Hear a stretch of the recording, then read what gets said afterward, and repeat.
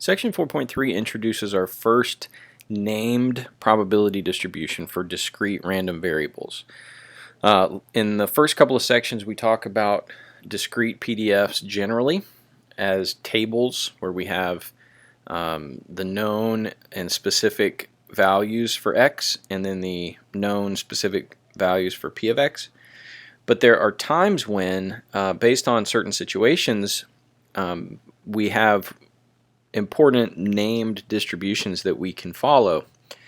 And so we don't have to make a full table. We actually have some formulas and things that have been developed for certain probability distributions, and this first one, binomial, is one of the most important. A binomial distribution happens when we meet these four requirements.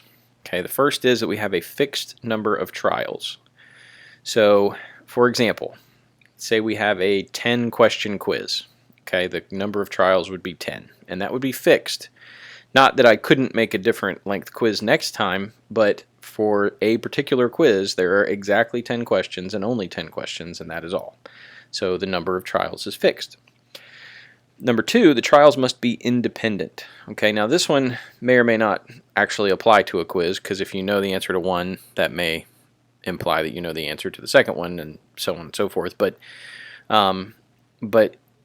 here what we're supposed to have are independent trials. So the outcome of one trial doesn't have any impact on the outcome of any other trial. Number three, each trial has to result in an outcome that fits into two categories. Okay, so if we're still on the quiz example, the outcomes that would be two categories would be like the correct answer and an incorrect answer. Okay, right or wrong. If we're flipping a coin, that would be heads or tails. Basically anything that is a yes or no, true or false kind of situation, that's what we're talking about with the two categories. And then finally, number four, the probabilities must remain constant for each trial. So, if we're flipping a coin, then there should be a 0.5 probability of getting ahead every single time. It doesn't change. So, if we're talking about a quiz, I actually have an example I think later on that goes more into this, but say it was 10 questions and it was all multiple choice with 5 choices. Okay, so if you're just straight up guessing, you have no idea what's going on, then your probability of guessing correctly would be 0.2 for every single question because there were 5 choices. So that's the 4 requirements for a probability, for a binomial probability distribution, and you need to know these. Okay, it's important to be able to know whether or not what you're looking at fits a binomial or whether it should fit some other distribution. So knowing these requirements is important. Just as a, kind of run you through the notation, make sure we understand what's going on here. We'll call S a success and F a failure. So the probability of a success, we will further abbreviate as little p, lowercase p. The probability of a failure we will call Q. All right, so P is the probability of a success, Q is the probability of a failure, N is the number of trials, X is the number of successes that we're specifically looking to find the probability of, and then P of X is the probability that we get exactly that many successes in N trials. All right, one more little thing. Now that we are dealing with named probability distributions, we have a little notation that we use that can help us kind of quickly shorthand abbreviate the distribution that we're dealing with. So if we say X and then a little tilde, that's X is distributed as, and then the capital B indicates we're dealing with a binomial. And then in a binomial there's really only, actually excuse me, this is wrong. I was going to say there's only 2 variables that we need. This should say N and P, not N and X. That's a mistake on my part. I apologize. That should be X is distributed as a binomial with N trials and P as the probability of success. So I was going a little too fast, I think, and made a mistake there. So N, number of trials, P, probability of success. Those are the only 2 variables that we really need in order to identify the distribution. So this is the formula for finding the probability using a binomial. Now, the good news is you don't actually have to use this formula. There is a function in your calculator for evaluating binomial probability, so we will use that. I'm not going to make you use this formula, but I wanted you to see it because I want you to have an idea where it comes from. Hopefully you recognize this part as being that combination that we talked about early on, like n choose x, so it'd be n items taken x at a time. That's where this part comes from. And then we have p raised to the power of x and q raised to the power of n minus x. So it certainly is within reach. You can do this by hand. It's not that bad. But that would require memorizing the formula, and that's not really the point of this course. All right, so hopefully while I've been talking there, you've been able to notice that we have n for number of trials, x number of successes, p probability of success, and q is probability of failure. One thing to note, q is always going to be 1 minus p. So if q is not given to you, you can find it real easy. Okay, it's just 1 minus p. In your calculator, the way you get to the binomial PDF function is you hit the second button, which for most of you with the TI-84 is that blue button in the top left, and then the VARS button, which is right next to the clear button. So it's possible you've never used the VARS button before, but it's right next to clear. So second VARS, and that takes you to the distributions menu. And if you scroll down, in my calculator, it's A. Option A is Binom PDF. All right. If you have a newer style calculator, when you enter, hit enter on Binom PDF, it brings up a little prompt where it says trials, and then it says P, and it says X value. So what that's asking for is, well, how many trials are there in this binomial distribution? What's the probability of success? And then how many successes are we wanting to find the probability for? If you have an older style calculator, it does not prompt you with trials, P, and X value. So you have to know to put it in this order, okay? N, trials, P, probability of success, and X, the number of successes you're looking for, okay? So if you want, just throw some numbers in there, maybe 10 questions on the quiz, 0.2 probability of guessing correctly, and then maybe we want to get at least, well, let's say we want to get exactly 7 right, so we pass. Paste that in, the probability, 7.86 times 10 to the negative 4. So your probability of guessing on a 10 question multiple choice quiz and passing is not great. Hey, we just did this, but I did 10 questions. All right, so we'll do this one again. Let's assume I give you a pop quiz, 4 multiple choice questions with 5 possible answers. If you're unprepared and you are making random guesses, what is the probability of exactly 3 correct responses to the 4 questions? So go back to second VARS, Binom PDF, and type in your number of trials. This time it's 4, okay, 4 multiple choice questions. The probability of a success is 0.2 because there are 5 choices for each question. And we want the X value to be 3. We want to know what's the probability of getting exactly 3 correct. So for this, you should get 0.0256. All right. I've already kind of given away the answer to part A. Does this result in a binomial? Yeah, it does. I've been talking about it the whole time. B, calculating the probability, 0.0256. All right. So hopefully that makes sense. Number 2.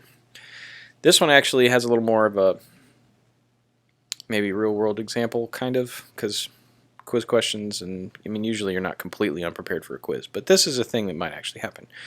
Air America has a policy of booking 15 people on a flight that only holds 14 because only 85% of people who book a flight show up. So we want to find the probability that if Air America books 15 people, that there will not be enough seats. So this one is, first of all, is it binomial? Well, there's 15 trials. They're going to book 15 people. All right. The probability of a success, which a success would be someone that shows up to the flight. So that would be 0.85, right? 85% of people show up. So the probability is 0.85. So it's the same for all people. So we have fixed number of trials. We have the probability the same. Everything fits into 2 categories, right? Either they show up or they don't. And then lastly, let's see, what did I miss? Oh, they're independent, right? One person showing up doesn't necessarily affect anyone else showing up. Okay, assuming they're not flying as a family or something. So with that in mind, we can assume that this is binomial. So we go second vars, binom PDF. Our trials are 15. Our P is 0.85. And our X value is 15. We want to know what's the probability that all 15 people show up. So when we paste that into binom PDF, we get 0.0873. So it looks like about 8.7% of the time, almost 9% of the time, they have more people show up than they have seats for. So if you've ever been to the airport and you've heard, people being bumped to later flights because they're overbooked, yeah, this is actually a thing that happens because the airlines want to make absolutely sure that their flights are full. So 9% of the time or so, they end up with overbooked flights, according to this. All right, so while we're here, the mean and the standard deviation for a binomial. Now, remember when we did it with tables, you had to multiply the x value times the probability, and then you had to add everything up to find the mean. Well, it's a lot simpler with the binomial. Okay, you just take your number of trials n times your probability of success p, and that's going to be your mean or your expected value. Standard deviation is also simpler. To find the standard deviation, you take n times p times q, and then you take the square root of that. All right, so practice for this section is just a handful of problems, finding a probability, finding a mean, finding a standard deviation. So I don't think it'll be too bad. You guys should have no problem there. Section 4 is the geometric distribution. This one is, I think, really interesting because what we're doing here is we are repeating a trial over and over and over again until we get a success, and then we're stopping. So what we call these Bernoulli trials. Okay, it's like true, false, success or failure, yes or no. So we're going to have one or more of these Bernoulli trials, these yes/no trials, and they're all going to be failures until we get to the last one, which is a success. Once we get to the success, we stop. So theoretically, the number of trials could go on forever. So there's no upper limit to the number of trials, but there has to be at least one. Okay, and then the probability P of a success and the probability Q of a failure, they stay constant throughout each trial. So notice there's a big difference between the binomial distribution and the geometric distribution. In the geometric, there's no fixed number of trials. Okay, the number of trials could go on forever. All right, so our x variable is the number of trials until we get that first success. Sorry for the blurry here, but I said that as we start looking at these named distributions, we'll have some symbolism here, some abbreviations for the different distributions. So this is what we use for geometric. There's only one important variable or parameter in here, and that's the probability of success P. So x is distributed as G, a geometric, with probability P. All right, so let's look at an example here. You play a game of chance, you can either win or lose. Okay, you play until you lose. The probability of losing is 0.57. What is the probability that it takes you 5 games until you lose? This question is worded kind of funny because what I just got done telling you was that you're going to go until you get a success. Okay, and in this case, a success is losing, which seems weird. But however we define a success, we go until we get to that successful trial, and then we stop. So in this case, a quote-unquote success is losing the game. All right, so let's see. We're looking for the probability that it takes 5 games. So I haven't given you a formula to use yet, so I'm not exactly sure how I would expect you to answer this question. But basically, there we go. There's the formula. I think those are out of order. So this is the formula. It's Q to the K minus 1. K is the number of trials that it takes to be successful. So K minus 1 is basically the number of failures, and then we multiply by P. So there's also a calculator function, Geomet PDF. It's in that same menu where the binomial was in. For me, on my calculator, it is E. It's way down at the bottom. Not quite at the bottom. Option E. All right, so let's go back to this now. So the probability for the geometric PDF is going to be 0.57, okay, because again, we're defining a success as losing the game, and the probability of losing is 0.57, and we want to know what's the probability it takes 5. So we put that into the Geomet PDF, and it gives us 0.019. So a 0.019 probability that it would take 5 games until we lose. All right, example number 2. Assume that the probability of a defective computer component is 0.02. Components are randomly selected. Find the probability that the first defect is found on the 7th item tested. How many components do you expect to test until one is found to be defective? Well, let's answer the first one. What's the probability that it takes 7? So we'll go back to the geometric PDF, Geomet PDF. We put in a probability of 0.02. Whoops, 0.02. And then we put 7 in for our x. And we get a probability of 0.0177. Okay, 0.0177. So kind of a low probability.